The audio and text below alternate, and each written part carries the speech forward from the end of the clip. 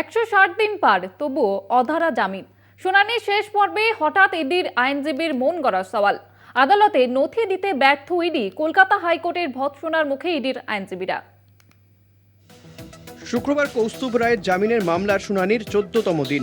বিচারপতি তীর্থঙ্কর ঘোষ আদালতে ঘোষণাও করেছিলেন এদিন তিনি শুনানি শেষ করে রায়দান করবেন। আগের শুনানিতে বৃহস্পতিবার বিচারপতির মন্তব্য, আমার বিবেচনায় এই গ্রেফতার অগ্রিম গ্রেফতার, নথি খতিয়ে না দেখেই গ্রেফতার করা হয়েছে। শুক্রবারের শুনানি পর্বে ওয়াইজে দস্তুর কৌস্তুভ রায়ের আইনজীবী, পিনকনে বিজ্ঞাপন চালানো সংক্রান্ত মামলায় গ্রেফতার করা হয় কৌস্তুভ রায়কে। গ্রেফতারের পর ইডি হেফাজতে ছিলেন আবেদনকারী। জেলে হেফাজতে থাকাকালীন জেলে গিয়েও জিজ্ঞাসাবাদ করে ইডি। জেলে অসুস্থ হয়ে পড়েন কৌস্তুভ রায়। জেল হাসপাতালের সুপারিশে এসএসকেএম হাসপাতালে ভর্তি করা হয় তাকে। অন্য একটি মামলায় হাসপাতালে গিয়ে জিজ্ঞাসাবাদ করা হয়।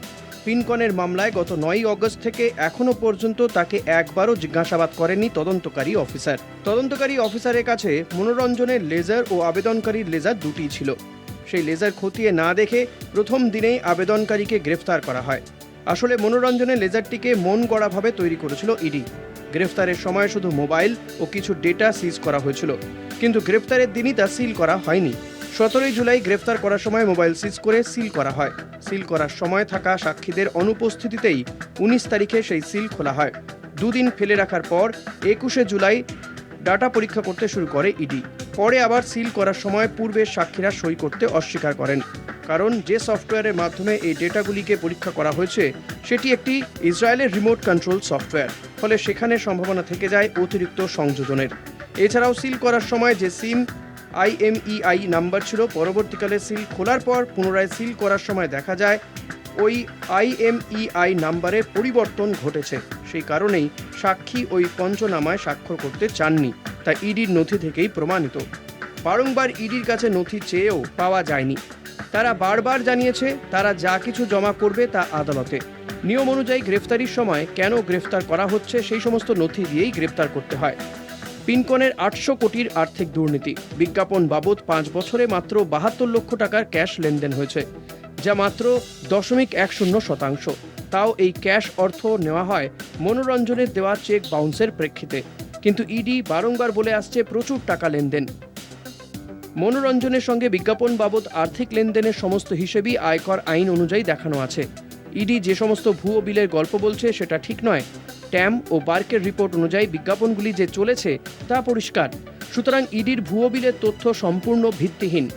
ট্যাম ও বার্কের রিপোর্ট অনুযায়ী এখনও পিনকনের থেকে কলকাতা টিভির প্রাপ্য অর্থের পরিমাণ 1,25,00,000 টাকা। বিচারপতি তীর্থঙ্কর ঘোষ, আপনারা কবে জামিনের মামলাটি ফাইল করেছিলেন? ওয়াইজে দস্তুর, 13ই সেপ্টেম্বর।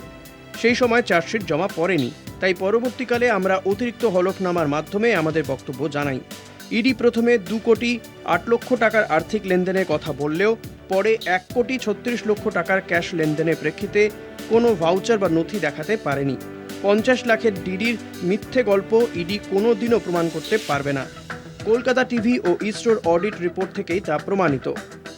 এদিন পর্যন্ত 50 লক্ষ টাকার ডিডির কোনো প্রতিলিপির নথি ইডি আদালতে হাজির করতে পারেনি। পিনকনের মূল মামলায় 9 জন অভিযুক্তের নাম থাকলেও ইডি তাদের বিরুদ্ধে কোনো ব্যবস্থা গ্রহণ করেনি। বিচারপতি তীর্থঙ্কর ঘোষ, ইডি বেশ কিছু মোবাইলের হোয়াটসঅ্যাপ মেসেজ আদালতের সামনে তুলে ধরেছে। ওয়াইজে দস্তুর, সম্প্রতি সুপ্রিম কোর্টের একটি মামলা চলাকালীন ইডির আইনজীবী MV রাজু আদালতে জানিয়েছিলেন, যতদিন পর্যন্ত না ইডির ম্যানুয়াল তৈরি হয় ততদিন আমরা CBI এর ম্যানুয়াল ফলো করি, কিন্তু এক্ষেত্রে CBI এর ম্যানুয়াল অনুযায়ী মোবাইল ফোন সিজ করার পর তা CFSL এ পাঠানো হয়নি, তাই আইনত ওই মেসেজগুলোর কোনো গ্রহণযোগ্যতা নেই। এছাড়াও ওখানে সিম কার্ডের পরিবর্তন হয়েছে। বিচারপতি তীর্থঙ্কর ঘোষ ইডির আইনজীবীর উদ্দেশ্যে, আপনারা আদালতে বলেছেন নতুন করে তদন্ত করতে গিয়ে আপনারা 138 কোটি আর্থিক দুর্নীতির তথ্য পেয়েছেন। শুধুমাত্র অনুমানের ওপর ভিত্তি করে তো একজন অভিযুক্তকে দীর্ঘদিন হেফাজতে ধরে রাখা যায় না।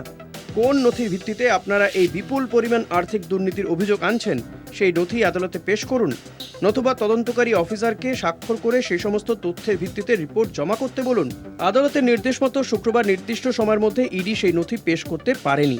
এরপরেই বিচারপতি তীর্থঙ্কর ঘোষ ভৎসনা করেন ইডির আইনজীবীকে। বিচারপতি তীর্থঙ্কর ঘোষ, আপনারা আদালতে নথি জমা করতে যখন পারবেন না তখন আদালতের কাছে 138 কোটির কথা তুললেন কেন? আমি সিদ্ধান্ত নিয়েছিলাম আজই এই মামলার রায় ঘোষণা করব। আমি যদি এখন রায় ঘোষণা করি তাহলে আমাকে আপনাদের আনা প্রথম অভিযোগের 4 কোটির ওপরেই রায় ঘোষণা করতে হবে। সেক্ষেত্রে 138 কোটির বিষয়টা বাদ দিতে হবে।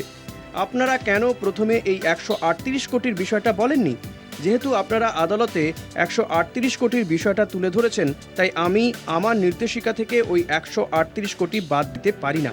ধীরেশ দ্বিবেদী, ইডির আইনজীবী। আমি আদালতের কাছে ক্ষমা প্রার্থী। বিচারপতি তীর্থঙ্কর ঘোষ, শুধু এই মামলা নয়, প্রত্যেকটি মামলার ক্ষেত্রে আমি দেখছি আপনারা সব সময় শেষ মুহূর্তে এসে একটি করে কাগজ আদালতে পেশ করেন। এর ফলে বিচার প্রক্রিয়া স্তব্ধ হয়ে যায়। সিবিআই হলে আমি বিষয়টা খতিয়ে দেখতাম। আপনারা আর্থিক লেনদেনের তদন্ত করেন, কিন্তু আপনাদের এই তদন্তটা অনেকটা পুলিশের তদন্তের মতো হয়ে দাঁড়াচ্ছে। ধীরেশ দ্বিবেদী, ইডির আইনজীবী। আমি আদালতের কাছে ক্ষমা প্রার্থী। বিচারপতি তীর্থঙ্কর ঘোষ, আপনাদের তদন্তকারী অফিসার কোথায়? ইডির সুপিরিয়র আমার বস নন। এইভাবে আপনারা প্রতিটি মামলা বিলম্ব করেন। আপনারা সুপ্রিম কোর্টে এক ধরনের কথা বলেন, আবার হাইকোর্টে এক ধরনের কথা বলেন। ওয়াইজে দস্তুর, নিম্ন আদালতে আবার অন্য কথা বলে। বিচারপতি তীর্থঙ্কর ঘোষ, আমি চেয়েছিলাম আজই মামলার রায়দান করতে, কিন্তু ইডির পক্ষ থেকে 138 কোটির নথি জমা না পড়ায় আমার পক্ষে রায়দান করা সম্ভব হচ্ছে না। আদালতের নির্দেশ, আগামী 2রা জানুয়ারি ইডিকে 138 কোটি টাকার নথি আদালতে জমা করতে হবে। ওই দিনই কৌস্তুভ রায়ের জামিন মামলার রায়দান করবে আদালত। 14 দিন শুনানি হলেও ইডির অকর্মণ্যতার জন্য রায়দান করতে পারলেন না বিচারপতি তীর্থঙ্কর ঘোষ। কলকাতা টিভি।